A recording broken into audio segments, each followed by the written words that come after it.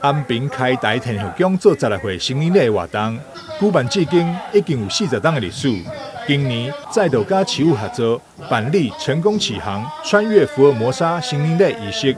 象征为台湾成功启航迈向国际舞台。也期盼参加活动的16岁少年朋友，日后有能力时会当回馈社会。这届咱成年礼这个主题啊，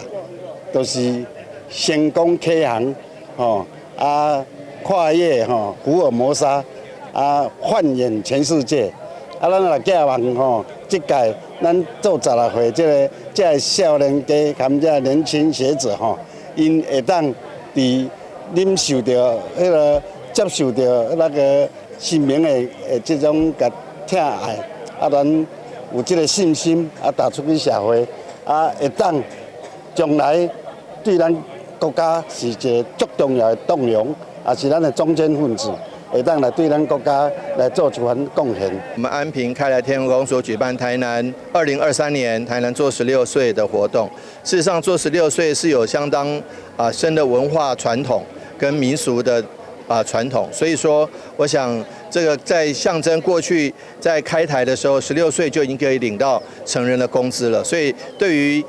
年长一辈的人还有年轻朋友们都有不同的意义。那今天看到了安平开的天后宫非常富巧思，而且非常用心，规划了很多这个文创礼品。那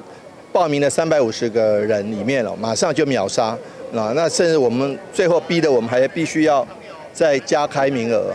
这次活动包含降温、独立、担当等意义的鼓励科仪，有坐船游安平港以及100年文物历史体验，让少年朋友伫迈向独立、迎向未来的同时，会当更加认识家乡的景色甲历史文化。也因为这个活动真有意义，每一届举办名额真紧就要抢了，所以庙方伫去年280个名额增加到350个，但同款马上就压满。所以庙方伫今日的记者会上决定搁加码50个名额，也未抢到朋友，骹手就要紧。